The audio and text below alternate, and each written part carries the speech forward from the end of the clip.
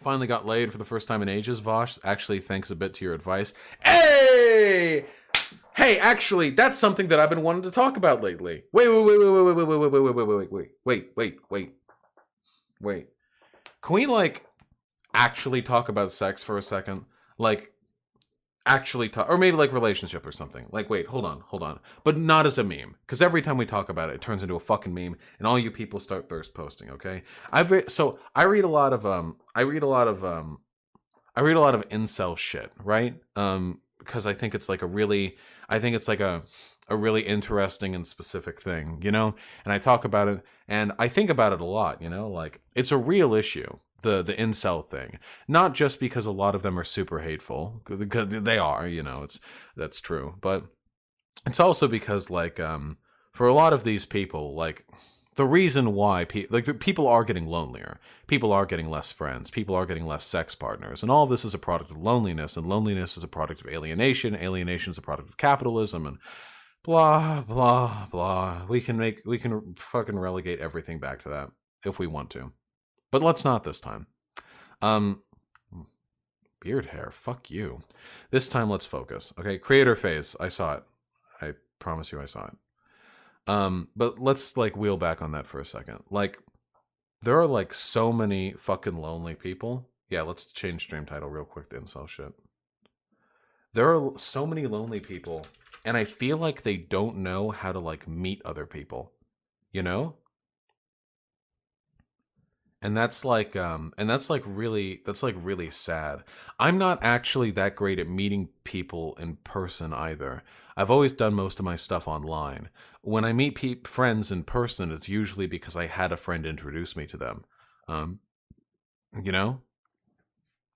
But I've always had like trouble sometimes with like making friends in real life. A lot of that is because I don't really care that much. I'm honestly fine with online interaction for the most part. Especially nowadays I'm like really, really busy because of all of the online stuff. And a lot of us are busy. And that's one of the products of capitalism, you know. Our lives are so like fucking frantic. All of our free time is kept up. We have to meet our obligations. We have to work enough to live. There's always the possibility of us getting sick, not being able to work, getting fired, getting injured, and all these things can lead to horrible consequences. So we work and we work and we keep on our grind as hard as we can to decrease the likelihood of us not having enough money to deal with it, you know.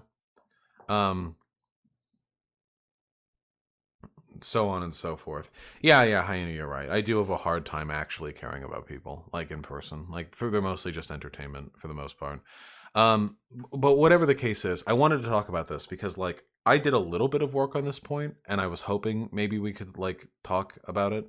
For if you're like, I don't mean just if you're like lonely. If you legit have like no IRL friends and don't know how to make any, and you want to, can you like hypers? Can you like throw your hand up really quick? I want to see. I want to see like what we're dealing with here. I love you.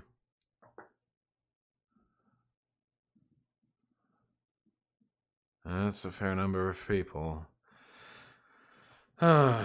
Just I feel like I feel like I'm gonna be like really reductive if I try and talk about this, you know. But like, okay, yeah, all right, I'll try my best. So, if you want to make friends, like, let's assume you have the time to do so. Making friends is like really fucking important. We're social creatures, that's important. But also, it's a really good way to help us develop ourselves as human beings. If you don't have any friends, you don't really have any people to test yourself against. And if you don't have any people to test yourself against, by which I mean interact with, kind of have your flaws and your benefits reflected in their eyes against yourself. It's the imagined externalized other, but now there's an actual human being there. There's sociological theory that trends towards this, you know. Humans are developed through our imagined self-perception in the eyes of others. So, if you're wandering alone in the forest, on your own, completely alone, never met another human being, you don't really have a perception of self. You don't have to, because there's just you. You control your body and you interact with the environment, of course, but there's no reason to form a distinctive sense of identity because there's nothing to compare it to. But if you meet another person, if you find another person out in the woods. Suddenly, the imagined other is a thing against which you test your identity. It's a reflection. It's the mirror you look into. All of a sudden now, everything about you matters in ways it didn't before. Your posture, how you dress yourself, how you speak, your inflection, your tone, your availability. How much time do you dedicate towards this person? Are you tentative? Do you approach? Are you naive? What? How? What does it all mean? And all of these things only really matter in the presence of another person.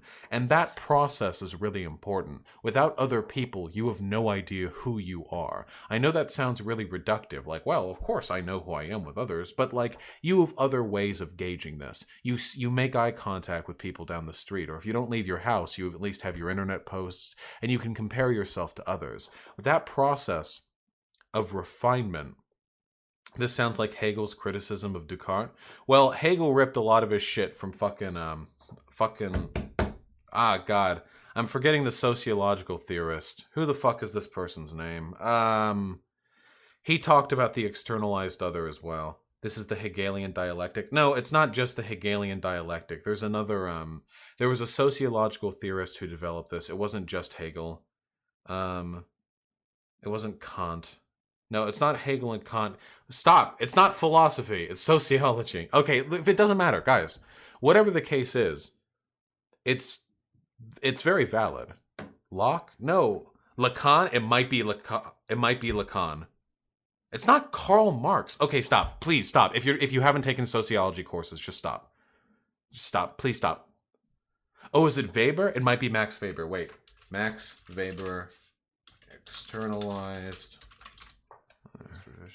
No, I don't think it was Weber. Can we focus? It's not Durkheim. Emma Goldman? Yeah, it was Sargon of Akkad. None of this matters.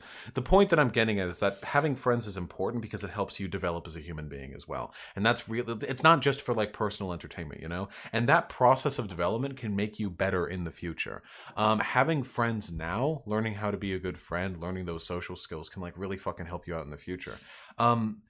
Like, if you have the time to do so, I would really strongly you would be, guys, listen to Jocko, okay? It is extraordinary how much more time and energy you can extract from your life if you have the discipline to form a schedule and adhere to it with a psychopathic level of dedication. It is possible. Who cares if you develop as a person or not, though? It's almost always a beneficial process for your personal well-being to develop as a person. It's possible to have bad influences, of course, but can't this be achieved through introspection? Certainly there are only some things that can be dealt with internally. Some things can only be dealt with internally, of course, but everything can't be dealt with introspection. I would say that most problems and most character traits can only really be developed through interaction with others. Otherwise, you're just a... Introspection isn't your own voice, you know. When you introspect, you're actually listening to the voices of everyone else you've ever paid attention to, formed into an aggregate, and that speaks to you. There's no introspection is almost a misnomer. There's no real internal process there. You are who you are, and the process by which you form your thoughts and develop your opinions, like this is an autonomous process. When you listen to yourself, when you self-crit, you're not really listening to yourself. You're usually listening to perspectives of others that you have bottled up in your own. Perspectives you respect, but ones which you do not necessarily adopt. Now, anyway, yeah, you can't talk yourself out of loneliness. That's true. If you have the time to do so, I would really strongly recommend you try and go online and find if there are going to be any events like nearby. You know? A lot of you are probably nerds, right? I imagine, I assume. I mean, I play Dungeons and Dragons and I play video games and stuff. Exactly, Hyena. A game shop is a really good idea. Find some people to play Dungeons and Dragons with. Or maybe just drop in and watch other people do it. You should go to social events, not with the intention of making friends. You should go there with the intention of spending an hour or two outside of the bubble you've built for yourself. Just go there and interact with other people. It's incredible how many different types of people there are.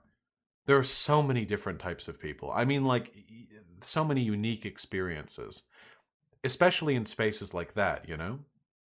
What if we go to social events and nobody talks with you? That's fine. Don't go to a social event like expecting to like bust out of your shell and make a bunch of friends.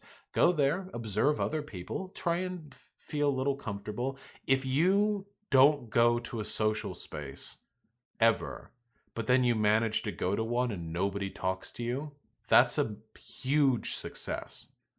Just having gone to one is a huge success.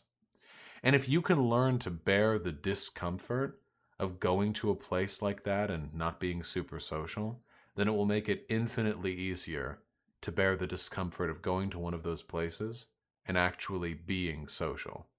I promise you. I tried that, but when I entered, they had a Kekistan flag up and were playing Nazi D&D. You'll have to find another shop and leave a bad review on Yelp for that place, okay? Bavash, I feel like I'm annoying as fuck. There is no type of person more annoying than those who worry about being annoying. I would rather deal with a person who's annoying but doesn't know it than a person who is annoying and is anxious about it. Lots of people are annoying. Tons of people are annoying all the time. I'm a really fucking annoying person. I'm not joking. I'm not trying to be like quirky or cute. Ask Hyena. Hyena confirmed. I'm a really fucking obnoxious person, right? Like I'm constantly like jiggling your fucking boobies and loud. I just shout randomly. I'm like annoying. Yeah. Like, I mean, yeah, holy fuck. Like, look, Hyena confirms like right there. Like I'm actually like really fucking annoying. It's true. I'm not. This isn't posture. This isn't like when the Chad jawline like guy puts on the big box frame glasses and he's like, I'm actually something of a nerd myself. I played Call of Duty when I was in college. It's not like that. I'm actually a fairly obnoxious person, and it doesn't stop me from like meeting people, because there are different ways to be annoying. What many people call annoying is actually inconsiderate. And that is a bad thing to be. Annoying could mean maybe sometimes you're like a little obnoxious or a little too loud, or maybe you like press a little hard in a topic when you shouldn't, or you're a little you maybe talk a little bit too much about like this interest of yours or something. But being annoying is just a part of living. Some people are always going to find some people annoying. Annoying character traits can be sometimes endearing. I know Hyena sometimes appreciates me being annoying. This is all totally possible, totally doable, all good, all fine, you know?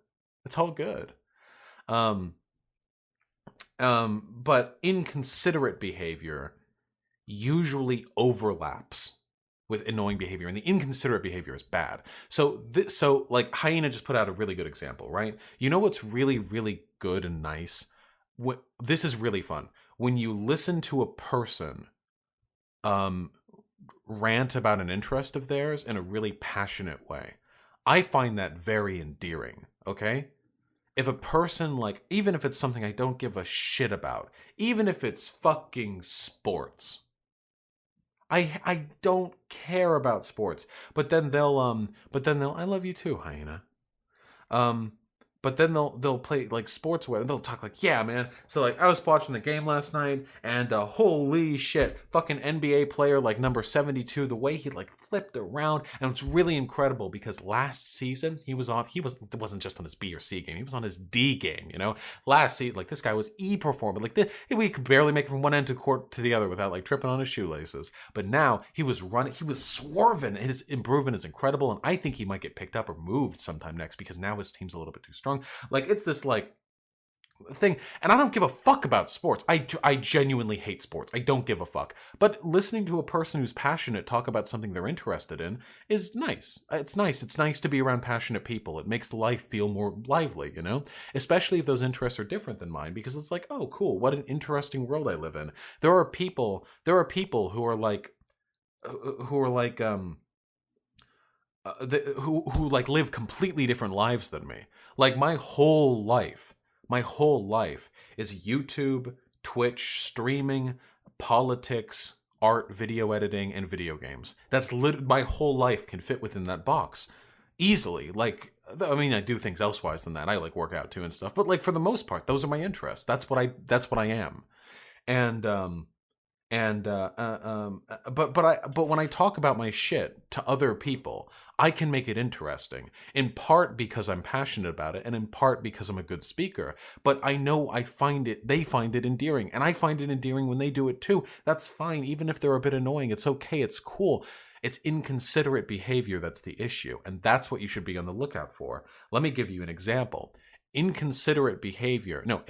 behavior can be messaging a lot, for example. Like maybe you like triple or quadruple message sometimes, you're overly eager. That can be annoying, but like, okay, whatever. Inconsiderate behavior is doing that and then performatively apologizing and beating yourself up over it so severely that you compel the person who you annoyingly over-messaged to apologize to you and say, hey, it's okay, I'm still your friend. That is inconsiderate. Overeager messaging, that's annoying. Overeager messaging and then making it even more their problem by putting them in a position where they feel guilty and have to compensate for you, that's much worse. Actually, I mean, most bad behavior stems from insecurity. Not all of it, mind you, but a lot of it. I mean, hell, even the lynchings that were done back in the KKK days, a lot of it was done out of like a pathological fear of the virile sexuality of the Negro. So when they lynched them, before they died, they would cut their junk off because that's the junk that they would use to please white women better than the white man ever could, in their minds. It's insecurity. That's what it's based on.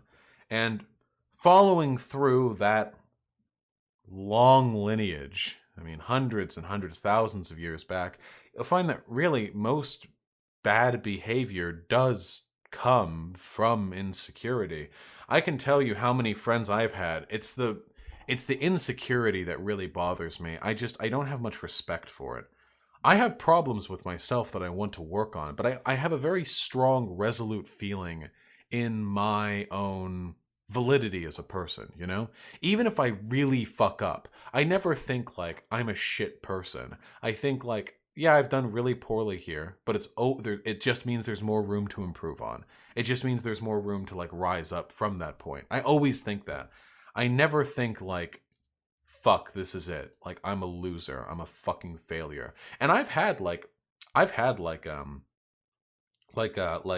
faily elements to my life, I did pretty badly in community college and high school. I didn't have a lot of friends and my grades were pretty terrible, and for a while I felt like I was going to be a fail son, I wasn't going to be able to accomplish or achieve much. I think life was just not looking phenomenal for a while. But even through that process, I still had a unrelenting, unwavering faith in my own validity as a person. And as Hyena so aptly points out, usually that insecurity, that base fear, it does stem from trauma or abuse. And I'm not qualified to talk on that because I had very loving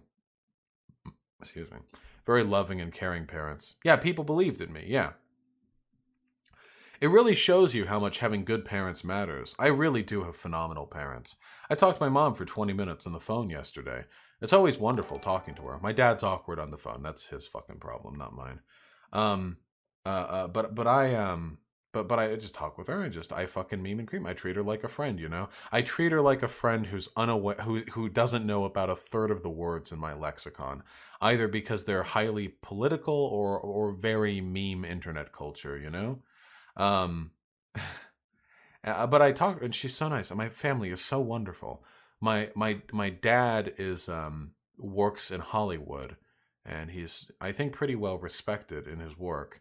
And my mom does administrative work. And my younger brother, who I had a bad relationship with for a long time, my younger brother now works as a chef, or a cook proper, not a chef. He's only like 20 or 21.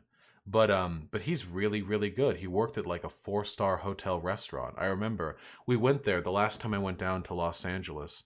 We went there, and he wasn't working that night, and he was really, really respected by the rest of the cooks there. Even though he's not mini Vosh. He's taller than me. Um, he's 6'3". And anyway, we went there and we had food. It's a high class Beverly Hills hotel restaurant. So this is like he looks nothing like me, by the way.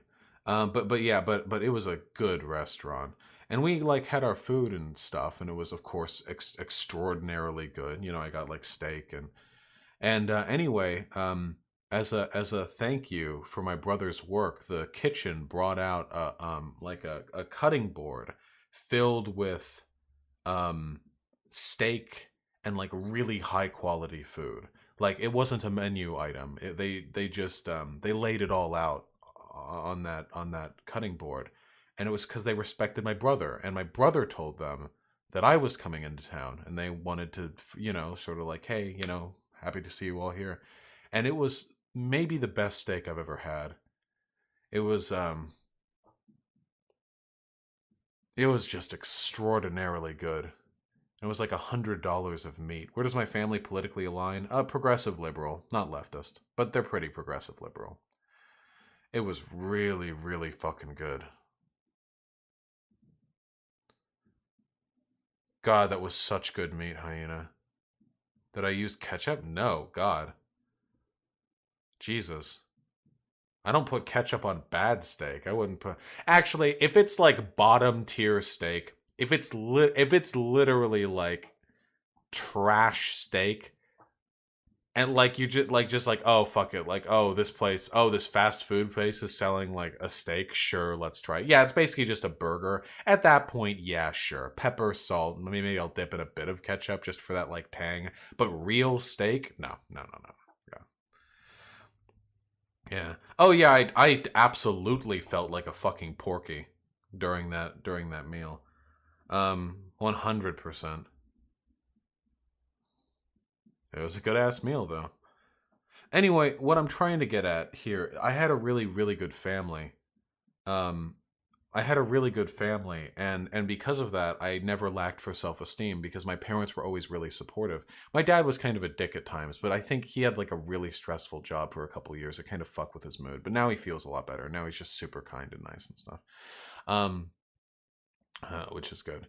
And and for that, like, I just didn't have much of an issue. It's really unfortunate and demoralizing because I don't know how much of people's insecurity is exclusively attributable to trauma or other forms of like mental illness that can't really be dealt with like in a pep talk, And I don't really relate to insecurity that much. I'll say this though. If you want friends, all you need to do, it's like every other skill in the world. Guys, I'm going to ask chat and I want actual answers. What is the first step to learning how to play the guitar?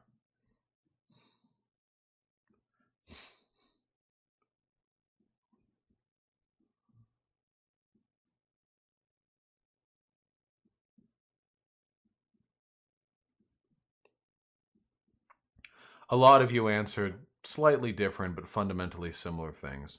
The first step is to pick one up. I guess buying it would be before that. An interest would be before that, but a lot of you already want friends, so the interest step has already been done. You could say going into the guitar store or buying the guitar or picking it up, but they all fundamentally mean the same thing. The first step to learning how to play the guitar has nothing to do with playing the guitar and everything to do with putting yourself in proximity with a guitar. And it's the exact same way with making friends. It is the exact same way. If you want friends, if you want to meet people, just find a game shop. Find a bookstore. Find a place where there are, maybe not a bookstore these days, but there are things to do. in most areas. If you live in a really small Midwestern town, maybe you'll have a little bit more trouble, but I'm willing to bet that even in small, shitty Midwestern towns, as long as the population is in the 5 digits or higher, Godspeed if it's not, I'd be willing to bet somewhere there is like a coven of cool kids. Somewhere there. I'm willing to bet that.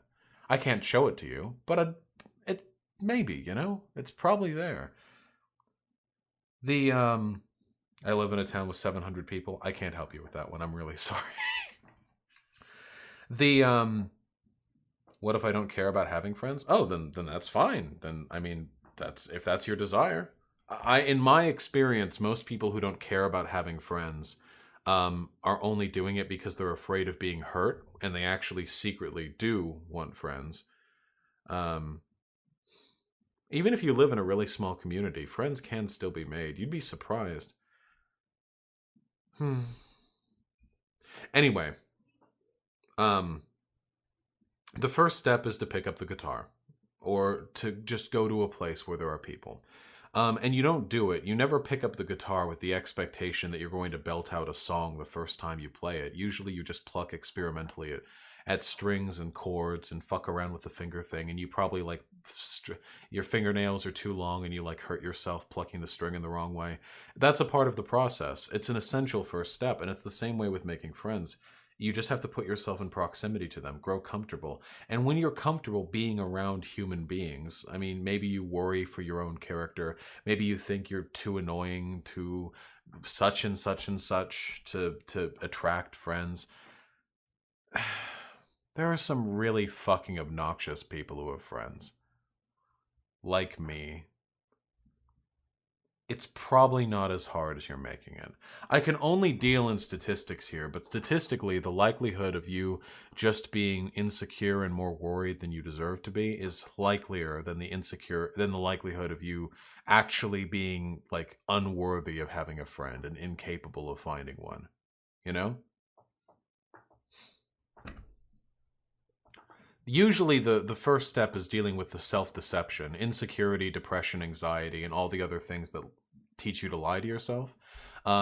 Usually those get in the way. And they're obstacles. They're real in the sense that they affect your life, but they're very much not real in the sense that they're not really based on reality. Usually, I mean, maybe if you like compulsively projectile vomit at people, I think that'd be a reasonable thing to be anxious about. But for the most part, I think a lot of you guys are more capable of having friends than you give yourself credit for. And if there are problems in your character or personality, those things become more evident and thus easier to deal with when you have friends. And if you fuck up a few friendships, that's fine. I mean, so? Haven't people fucked up friendships with you? There are so many people out there who the only standard to which they hold themselves is the standard of success. But success is a statistical improbability. Most friends are going to leave you, or you're going to leave them. Life is hard and complicated. People grow apart from one another. That's the norm. Finding long-standing, trusting, mutual friendships is... well, it's difficult. So don't hold yourself to that standard. Hold yourself to the standard that other people live through most of the time. Friends are sometimes temporal and difficult to find time to spend with, and sometimes they're a little annoying. But it is only through putting yourself through that, meeting new people, that you can learn how to become the kind of person and find enough people that you're likely to meet that one fucking dude who's going to be a good friend, a really good friend.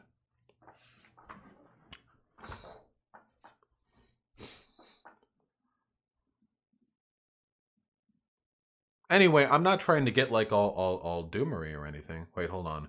Vosh, stop. This is getting old. The people who are insecure or otherwise unwilling to meet new people, this is not helping them.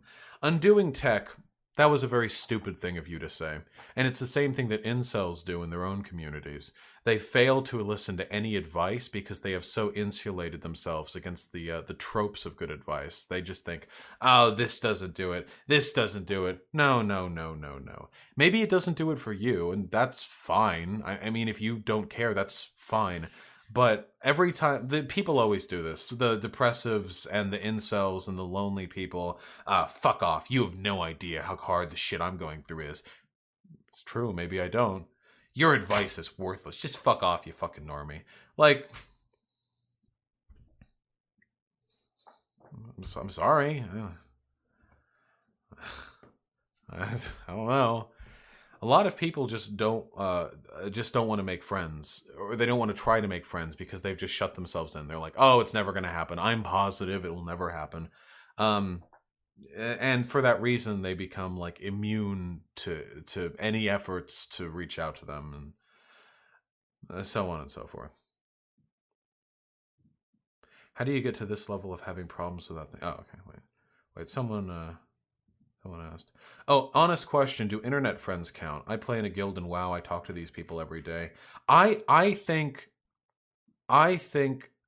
there's a specific benefit to having IRL friends, and I think relationships in particular are only really real in person because there's such a huge difference between IRL and not IRL friends. But I would never tell you that online friendships don't matter. Those matter a lot.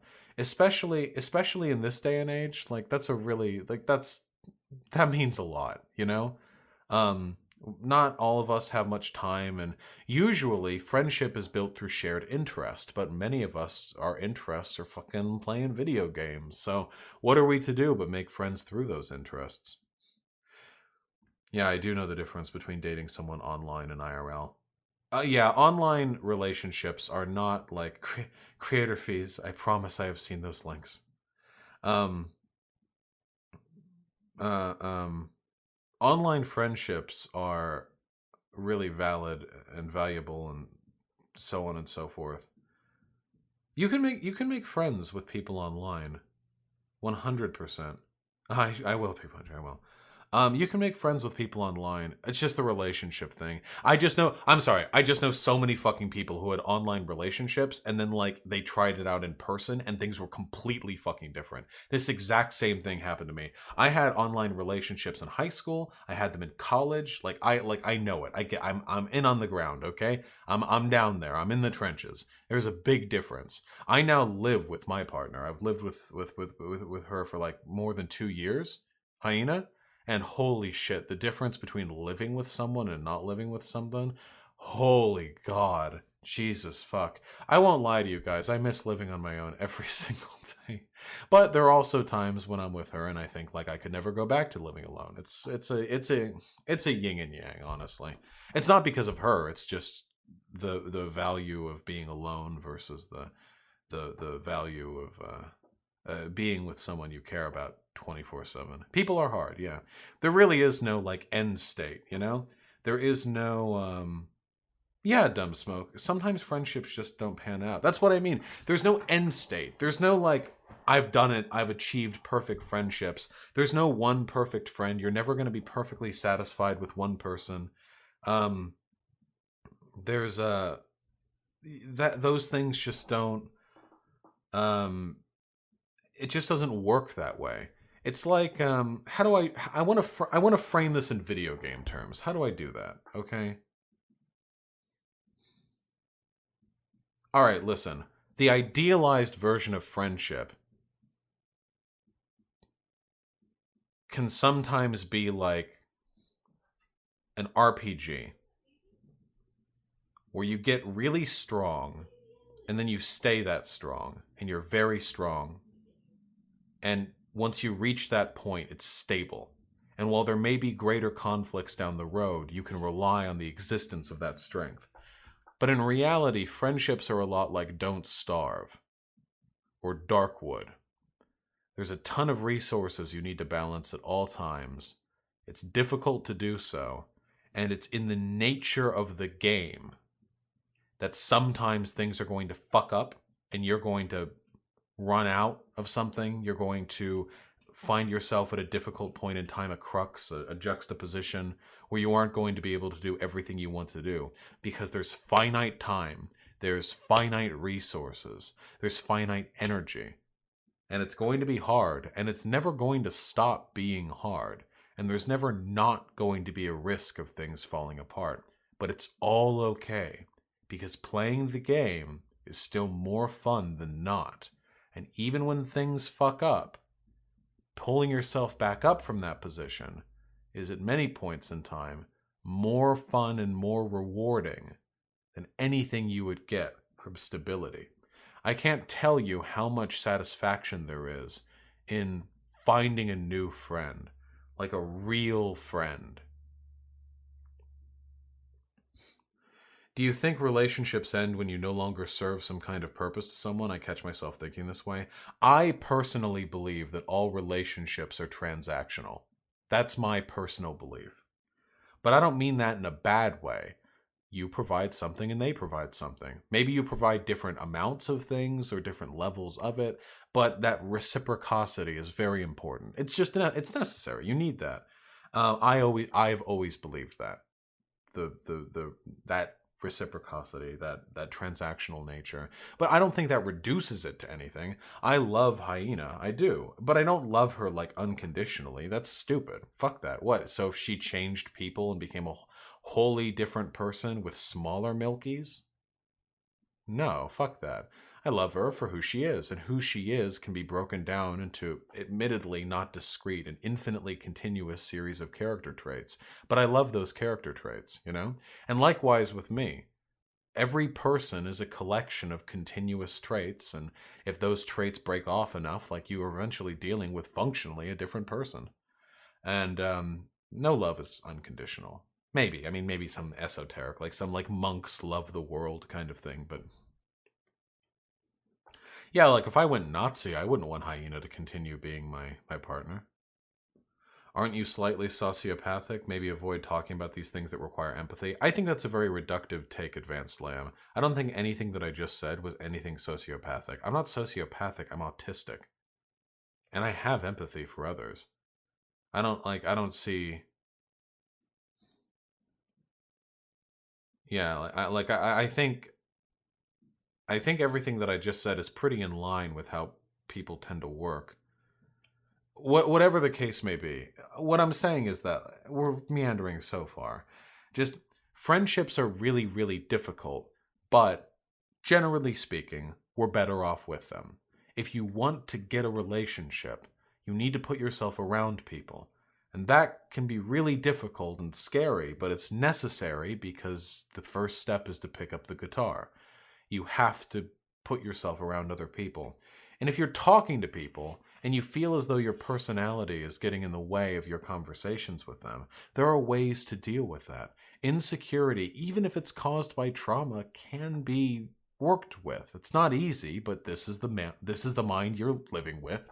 You accept it and work with it. That's all you can do, you know? Um, Sorry, Vosh, I just wanted a response. For my own problem, I just don't value myself. I function, I have friends, I have a serious partner, and get psychological help, and I was found to have repressed childhood trauma I wanted to deal with.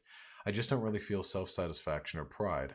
I don't have an urge of depression or sadness to a large extent, but I don't feel for long. For a time, I thought I was a psychopath or sociopath. I'm just emotionally connected to the point I'm not sure. I care for people more than my own existence, but I'm moving forward, at least I hope I am. Well, Neocom, I mean, what you're describing right now is definitely, I'm not trying to invalidate you or nothing, at least tangentially related to mental illness, and I'm not really qualified to talk on that. I can say this, though. Life is about building projects and working towards them. Achieving those projects is almost meaningless. It's the satisfaction from accomplishing something is accomplishing things. No, the real goal of life is moving forward. It's being better today than you were the last day. I work to do that in many ways in my life. I always try. I always have projects, more projects than I can even deal with, really. I have ambitions. And I know many of those ambitions are never going to be achieved. I want to get better at art. I've always wanted to design my own video game. There are tons of people who I need to respond to. There are people I need to talk to, things I need to deal with. I have goals for my channel, streaming, and blah, blah, blah, blah, blah. Many of these things aren't going to happen, but it's the process of moving towards those things that I achieve satisfaction from. The knowledge that I'm working towards them. Achieving something is nice, but temporal.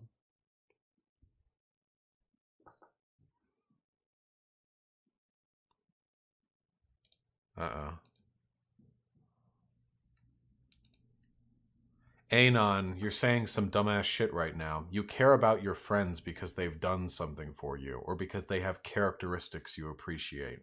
There's nothing capitalistic about saying that relationships are transactional. This stems from people believing like you realize markets and transactions are literally as old as human beings. There are non-human species that have transactional social processes. What is this? Capitalism. That's when, like, no, come on. You appreciate and love your friends because at some point they've done something to endear themselves to you, because you appreciate some of their characteristics. There's something from them that you like and want. Otherwise, why would you be friends with them? Optimus, do you really think that what I've said can be boiled down to just go outside and you'll make friends? This is one of the reasons that I don't like talking about this stuff to chat. There are a lot of people who are really sad, and those sad people are like really incapable of processing anything that sounds like advice because they presume that I'm being like presumptive. You know what I mean? Yeah, can we avoid the brain worms in chat today?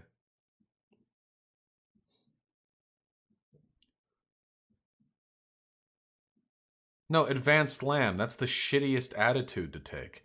Yes, the people who are hurt the most, the ones who need the most help, aren't going to be helped by you. What the fuck does that have to do with anything? For one, that's not necessarily true, but I'm not going to be egotistical about it. But also, would you go to somebody who's like doing a counseling session or like psychotherapy and be like, hey, just so you know, the people who really need the help most aren't getting it right now? Would you go to a triage where a medic is like fucking patching people up after a car accident and go like, hey, just so you know, there are people who died in that car accident. You can't do anything. Like what the fuck is that? What was the point?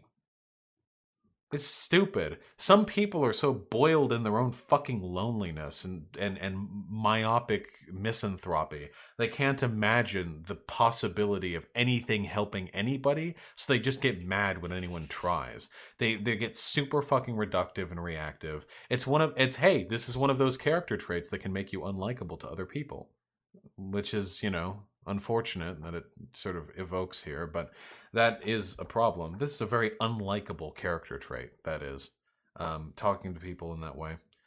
Um,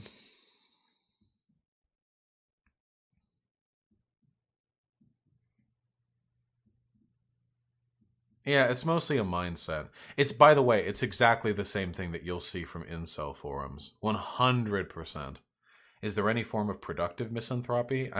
If misanthropy motivates you to to go out and bomb an ice station, then that would be bad and not productive, because political violence is very bad and immoral. Don't ever do that, folks. Never, ever, ever bomb an ice station. Don't. It's not good. Um, do you think that there's an age and after it friendships become less grounded? Only if you let them. Only if you let things be that way. You know, if you let your friendships, you don't want your friendships to be attached to a specific um stage in your life. You know what I mean? Like if your friendships are like, all of them are exclusively tied around like playing League of Legends, and you're in college and soon you're going to graduate, you're not going to have as much time for League of Legends when you get out of college. And that transition, and then the subsequent drifting away from all of your friends, the losing people you care about, the waking up one day and realizing you haven't had a message sent or received on Skype or Discord in a week, that feeling that all the people you used to wake up every morning and share your life story with are no longer interested in hearing about you because they're still doing the things they love and you no longer have time for it because you have to meet other obligations. You're all sad in chat right now, but that's a problem you make for yourself. Plan your friendships the same way you would plan an IRA fund. Plan it the same way you would invest. Think, where am I going to be in a year? Where am I going to be in 2 years? Where am I going to be in 10? I want to have friends that will last me. Not just friends that are based around, oh, we league together and we have good memes. I'm not saying that makes it bad friendship, okay? I'm not saying that's bad. It's good. Memeing on League is good. Or well, League of Legends is bad. Stop playing League. But the friendships are good. But don't let that consume yourself entirely. Don't sit there forever. Don't let that be the only thing you achieve social parity through, because if you do, there's going to be a shift in your life at some point, and that's going to throw everything to the winds. Even if you are satisfied with the friends that you've got right now, think, what would happen if I lost this? I think this now because I made this mistake. Are we ready for the true drama? Are you ready? Okay, Alakon, just because you listen, just because you personally don't agree with what I'm saying or disagree or don't like it or whatever does not mean that I need to like change what I'm saying. I'm giving advice or I'm talking about an issue. I'm giving my thoughts on it. That's all I'm doing. It'll work for some and not work for others. Some people seem to like it. Some people don't. But the attitude like, this isn't working for me, therefore there's something wrong with what you're saying. That's a problem. Nobody would do this if I was saying anything else. If I was giving sex advice or something... Alright, hold on. We're just going to ban the negative Nancy's for today. Just a 24-hour. I'm sorry you guys aren't feeling good today. I love you guys, okay?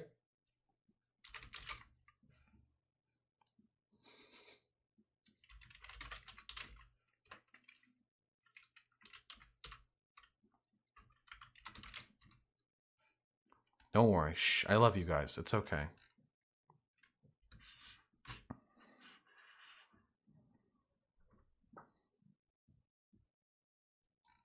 Shh. You're next, Elikon. Just chill out. Don't worry. Planning for the future can be really debilitating for people who have anxiety. I don't think it's particularly helpful to tell people they should plan for their friendships in the future when you said that not every friendship will work out. Make it work for the time you have, then if you drift, find people you share interests with again. I disagree with Flavier. Just because people with anxiety have difficulty like planning for the future because it makes them anxious does not mean that like there isn't value in doing so. That would be like saying that like it's bad advice to tell people with depression that they should probably like go and fucking shower and like go show up to class and go to work because like they have trouble doing it. Like I don't think that's a valid counter argument.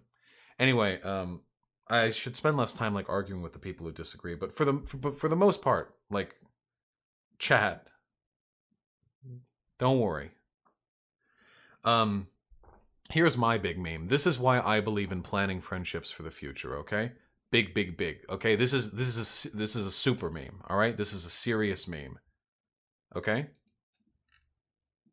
For real. I had a friend group. I'm not even looking at chat. This is my fucking story now. I had a friend group. Do I look sweaty? It's so hot in here. I had a friend group. Through late college, through late high school and early college. I knew these people for years. It was online. One of the people in that friend group I had known for a really long time. They were an IRL friend of mine. Hold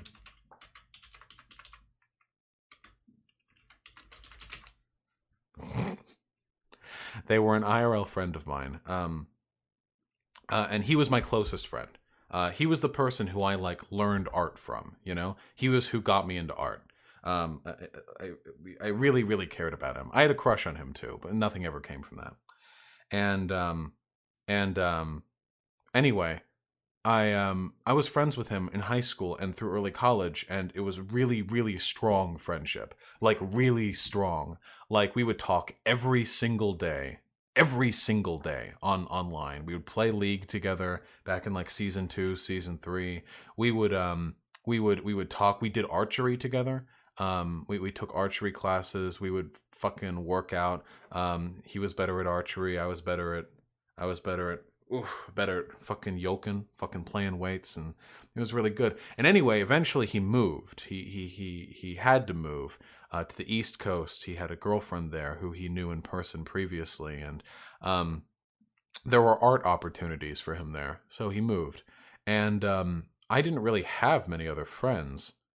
Um, I didn't really have many other friends in the area. I didn't really need them. Like, we spent all of our time together. He moved away. And that didn't end the friendship. We still talked every single day online. And we built an online friend group. Big, big, big, big online friend group. Like maybe a dozen or so people. And we all played together. And I thought that he and I were like the center of that friend group. Every friend group has a center or a group of people who are the center. There's usually people who are more tangential. And that's not always a bad thing. Maybe they just have best friends elsewhere. That's totally fine. I thought we were the glue. You know, he and I. And what it took me way too long to realize was he was the glue. Singly. Not me. Nobody else cared about me. But I didn't realize that because I cared about him so much. And he was a good friend to me, too. We talked all the time. I visited him a few times, and we'd play all the time online, and I'd talk with him and such. But over the years, and it took a while, I did feel distance growing from him. It made me insecure. This is the only time in my life I've ever had a truly like insecure, like desperation sort of mind frame. It made me feel really bad because he'd been my best friend for ages. And his life was going all over the place. He moved to the East Coast. He had art jobs. He had like a girlfriend, his own house. He had like things going on. I was doing the same thing. The exact same thing that I had when he was here. Playing League, doing bad in school, occasionally working part-time jobs. That's it. Same damn thing. His life moved, and my life stayed the same. So I needed him more than ever, because my life staying the same meant him keeping the same level of relevance in my life. One day, we started to plan for a big old house party, the whole friend group online, for all of us to meet in Delaware in a vacation home. We'd all pay, fly over, meet, drive over, good old time, right? And head over and party and do fun things. And we all went. Almost everyone. A few people couldn't come. And it was a very bad experience for me. Because not only was my friend, my close friend, not able to spend, his attention was divided 12 ways. Everyone wanted his attention. I was just another dude, And that's what it felt like. I'm sure he cared more about me than some of the people there. And also, unrelatedly, there was a girl there who I was planning on fucking, but then she ended up not fucking me, and she said that I looked like that she hadn't told me before because she didn't want to hurt my feelings, but apparently my face looks like the face of somebody who raped her before, so she gets like super fucking triggered looking at me, but she didn't tell me that until after I got mad at her for ditching me and not fucking, so then I felt like an asshole for being mad at her because she hadn't let me know that in the past, and so, I don't know why she wouldn't let me know the 6 months beforehand where we were flirting online.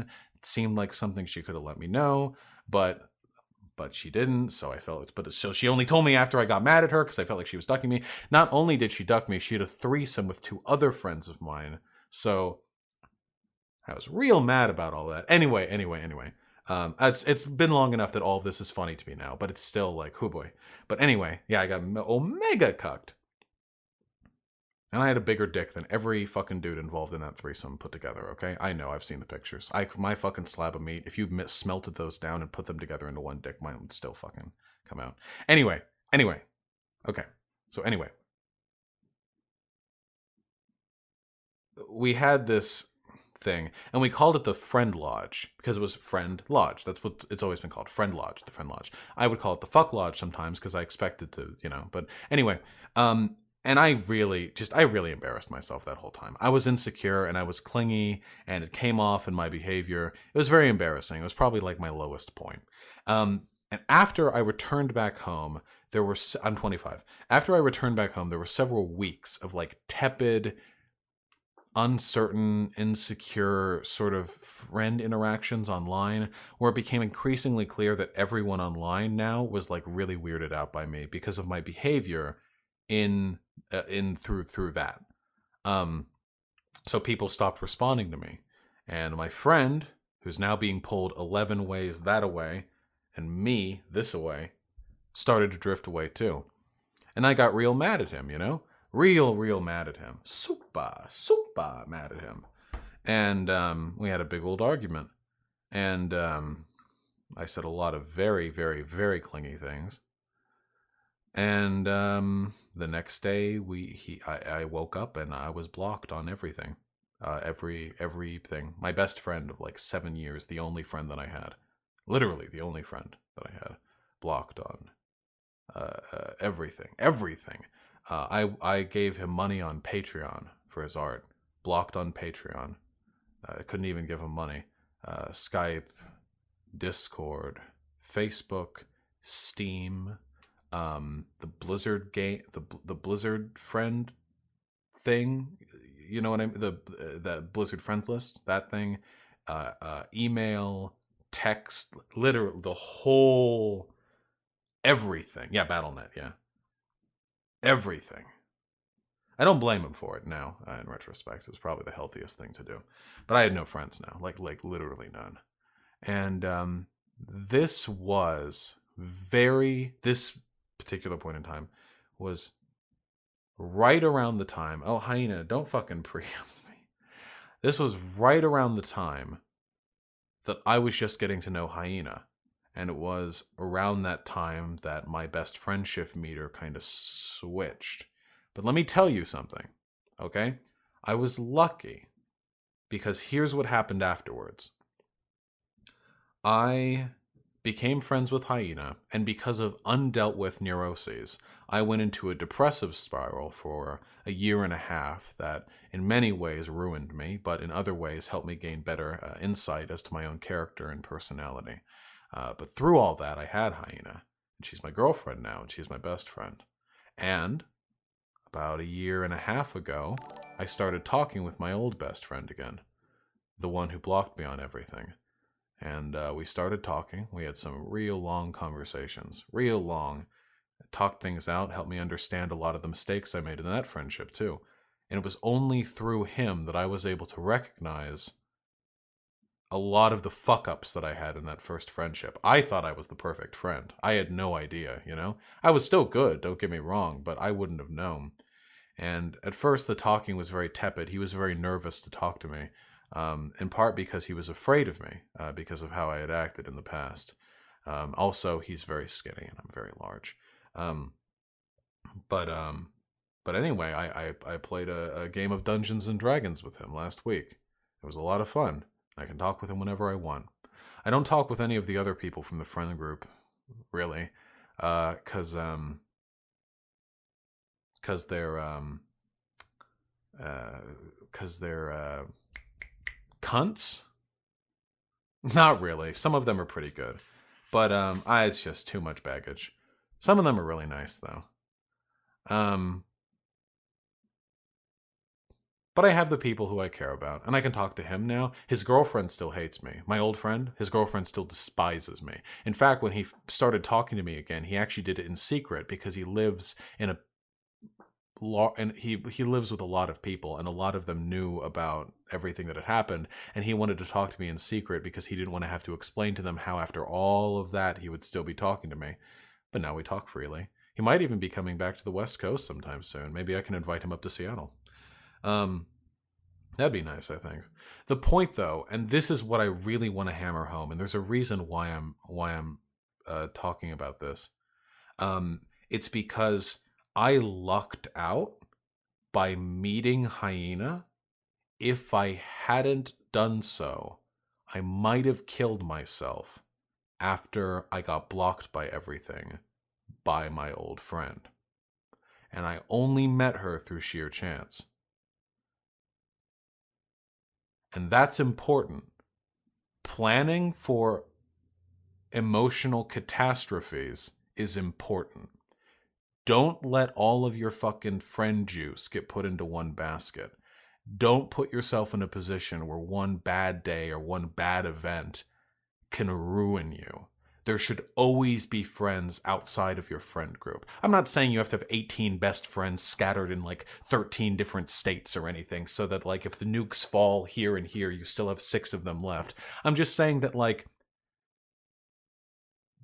there has to be a fallback. And not because you're treating people like, oh, you're my secondary, but because diversification is important for the same reason that you would want your entertainment to come from more than just one video. Like you also like, maybe you also enjoy working out or like fucking going to the park or fucking playing with your cat or whatever. There always has to be some level of diversification in your life. Over investment in one area is always a bad idea, and literally everything in your life always at all points in time. I'm polyamorous. I reject monogamy politically and personally.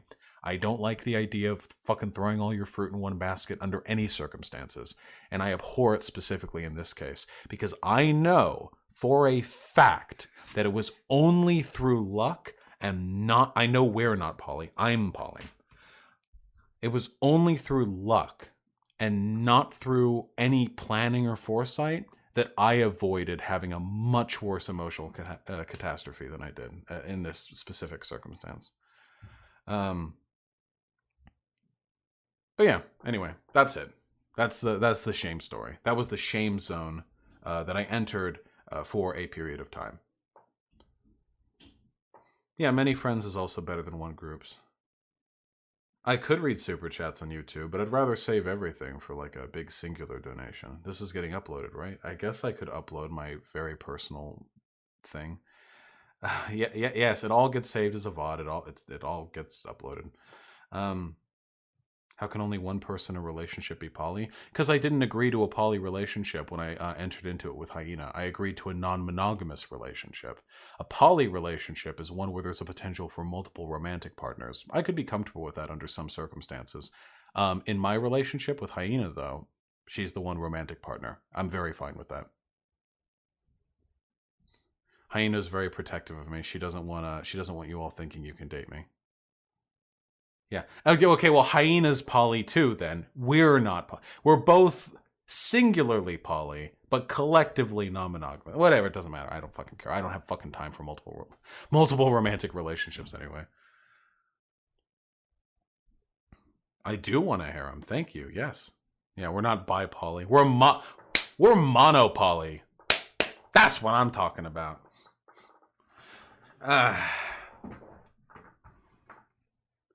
How do you untangle yourself from a really long-term friend group then? Do you want to untangle yourself from one? I can't really answer that. That's specific to the friend group.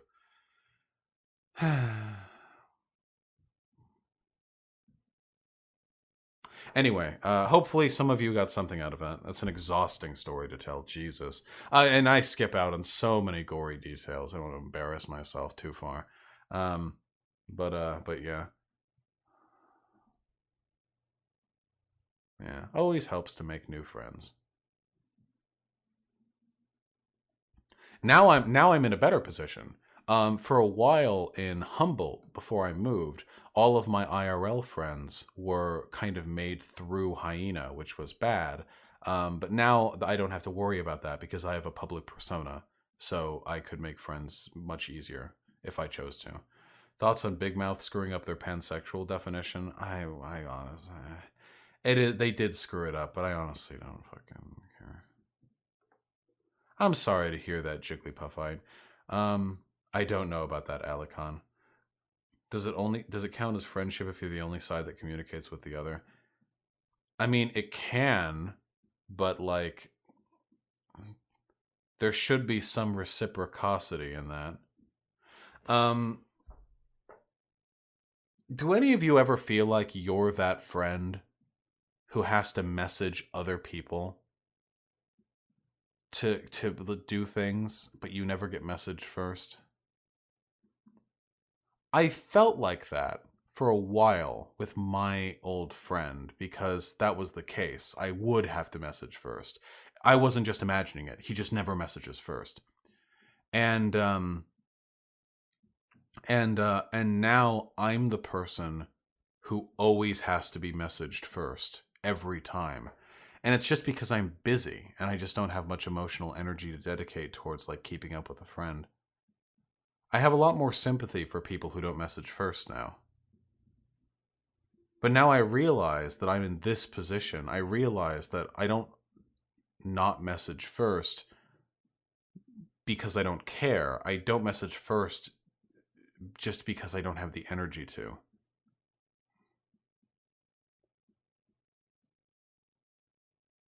What happened to the VOD of you talking to some Irish guy? Oh, the Badman Massive discussion? I don't know. It's somewhere back there in the VODs. I never uploaded it because that was a shit show of a discussion. What's up with that ear? I have keloids on my ear. See? Think of them as non-malignant tumors. I hate them. I'll get them removed soon. I have the money to do so. Ew. They're just skin. They don't feel any different than regular skin. They're not boils. They don't have any liquid inside of them. But I do despise them. Piercing? Yeah, apparently it's a genetic thing, which is, would it be offensive for me to say they're gross? No, I think they're gross.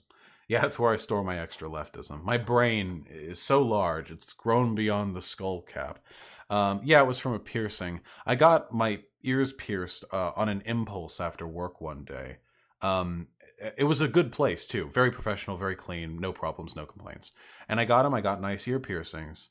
And over like a year or 18 months or so, they got little bumps. And at first I thought like, oh, they're infected. Okay, I'll just do the saltwater thing. But then I took the earrings out eventually. I had to force them open with pliers, in fact, because the keloids were so like big at that point. And they've just grown. I've actually had them removed before. Believe it or not, I've had them chopped off, fucking yoinked and stitched up and stuff, and they grew right back. They're tumors. They have to be removed through radiation. So you have to cut them off and then immediately blast them with radiation. Yeah, I've had them removed twice. And let me tell you, it hurt like a bitch both times. Whoo boy, does that hurt. Whoo boy. Oh man, the anesthesia they provide just does not cover. And each time it gets more painful because they grow back bigger. And this time they're bigger than ever before, so. I might actually get my earlobes removed. That's possible. I have earlobes like this. I could just have all of it removed and just have the ear connect directly, you know? But I always liked having earlobes. I feel like not having earlobes makes you look dumb. I like having the earlobes. Try eating vegan. Yeah, fuck off.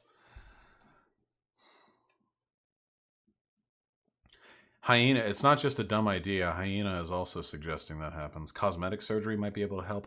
Well, I need to go to a dermatological surgeon and have them work in collaboration with a lab technician to blast my ears with radiation. Super chat.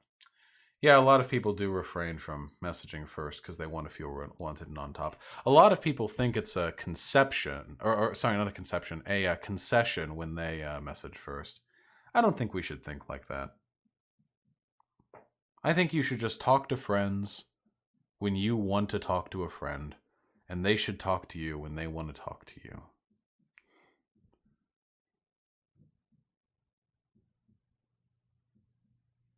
Yeah, it's extremely faulty thinking.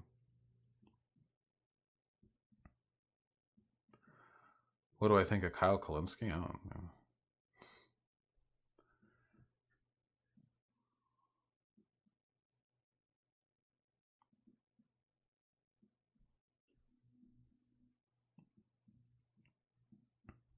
Sorry, Lone Cat. How does someone who's severely depressed to the point they can't get out of bed work on getting out of bed and dealing with everything when they have no energy? This is the last point that I'm going to go over because I feel like I've been talking for 18 hours and I'm very hungry, you know? And by the way, to everyone who's donated, I appreciate it tremendously. Your donos have gone through. The API is just fucking up right now, so I can't read them directly. And when tomorrow or when I next stream, that will be fixed almost certainly. And they'll all go through, and I'll have a big list of them to read, and I'll read them at the beginning of the stream. And then, so maybe you won't be there, but you can check, and so I respond to any questions. I'm sorry, just if it ain't working, it ain't working. Anyway, here's the last thing I'm going to say on this, okay? So this is on how to do shit when you're super depressed. Like, crazy depressed. All right? This is the fucking meme. Okay? So watch. I'm going to draw 2 blue lines. Okay? The blue lines right here. Actually, yeah, just right there. That blue line right there, that is the baseline level of well-being you need to have to be able to function. Okay? So for a normal person, let's do red for a normal person. For a normal person, their baseline level of well-being is going to be above that level of functionality, you know? And maybe like a dog dies. Actually, we probably want this layer on top. Maybe like a dog dies, or like, oh, a promotion at work or something, or, you know, like that. But for the most part, they're functional. But for some people, unfortunately, for some people, their baseline level of functionality, like if they have depression, is below that point. Now, even for these people, even for people who are here, sometimes they are going to have moments of executive functionality. That happens for everyone. If you have literally no points like this, then you are unwell beyond the point that I am capable of making recommendations for. But for the most part, you're down below here with very occasional like rises above. So here is my suggestion, all right? For if you're in this part, if you're in the pink, okay? My recommendation is that you do everything you can to max out those brief windows of time where you have executive functionality. If you ever wake up one morning and you think like, oh shit, I feel pretty okay. Oh, I feel okay. I can, you know, or like, I have some energy today. You need to fucking work it. You need to push that. That is your, oh my God, it's hailing outside. There's hail outside. I see ice bouncing off my neighbor's roof. You need to fucking work with that space. You need to do everything you can. Get your fucking chores done. Do groceries. Clean your room. I mean, I know, please don't. Guys, I know Jordan Peterson is a meme and a shitty human being. Please don't let that make you avoid taking that piece of advice seriously. You should clean your room. That is good advice. That's not bad advice. That's good advice. Don't let him fuck that up for you, okay? So, you need to, like, I have talked about this before, but it's relevant. You need to make the most of these points in time. The absolute most that you... Yeah, I do have boxes around my room. Okay, listen, don't worry about it. You need to make the most of this time that you can. And the reason why you want to do that is because these are the periods of time not only when you're functional, but when you're capable of feeding the reward dopamine centers in your brain. When you're down here in the dirt, fucking in here in the shit zone, it's not really like that. Life is just about existing and surviving. But when you're up here, you can accomplish things and you can feel pride for that accomplishment. And that pride, that sense of achievement, is the fucking ballpark for getting out of depressive spaces. Make the most you can of these periods of executive functionality, and with time, and I promise you this will happen, with time, they will grow out longer and higher. These points are the points that make life worth living, and making the most of it can be what allows them to grow larger. I promise you. Now, don't have a big period of executive functionality like this and then think like, oh, it's over. My projected happiness, my depression is cured. Don't do that. Life is hard. Things are going to go down again, probably. You know, that is how life is. I'm not denying that. But you're going to come back up again. You're going to be up here again. It's gonna happen again. And when that happens, maybe this period will be a little higher. Maybe it'll go out a little longer than last time. It's all possible. And it all stems from your ability to feed the reward centers of your brain. So that's all. If you're very, very depressed, that's all I suggest. During the moments where you're capable of functioning, you want to make the most of that time that you can. Because even though things might go south again, there is a very decent likelihood that you having made the most of that time will ensure that the next peak, the next success, will come sooner, will be better, and will last longer. I'm empirically wrong and my advice is going to cause harm. Dauntless, explain yourself. Because having engaged with psych majors, I think that I'm actually, and having had depression, I feel like this is authentic. I mean, this helped me. My depression was pretty severe for a pretty long period of time. But do you have any empirical data to suggest that what I'm saying is incorrect? Yeah, that's true. Every time I say anything, someone comes into chat.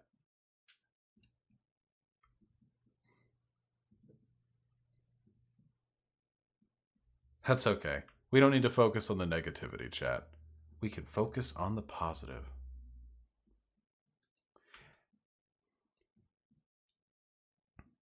Oh, they've been talking shit all stream? Okay, that's fine. I don't need to pay attention then. Depression research is pretty clear that you cannot will your way out of it. When the fuck did I say this is willing your way out of it? You can't will your way into doing anything when you're here. Whoops. But when you're here, you do have more capacity to make decisions. Like, you're acting as though people literally can't make decisions. Nah, this is dumb as fuck. I'm actually sick and tired of this shit. Every single fucking time I try to talk about, like, life advice or, like, something or other or some shit like that, some dumb fuck comes into chat and for the big brain takes, actually, Vosh, there's no way for anyone to help anyone, and by giving advice, you're ignoring their lived situation. Really, the best thing to do is just lay down on the ground and rot until you die. Like, it's just fucking like, all right, okay, dude. For real, though, for any of my peeps out there with depression, like, guys, depression is the worst thing that ever happened to me in my entire life, okay? And some people have had it worse than me. Some people have had it better than me. The severity doesn't really change the underlying truth, which is that things can get better. Sometimes with the help of medication. That helped me a lot, by the way. And sometimes with the help of a professional. And sometimes, often, because of acts of will on your part. I'm not saying you can will your way out of depression, but you have control over your own behavior, sometimes more than others. And when you have the most control, when you are experiencing executive functionality, you can like do shit. Those are the points where things mean the most, where you can really make shit happen. And if you do it enough, they'll become more frequent, they'll become better. And while the depression may never, like, maybe, you know, every once in a while, like, you'll still have some, like, relapses or remission periods, or things will still be bad at times, depending on the given length of time. It's better than not doing that. Hell of a lot better.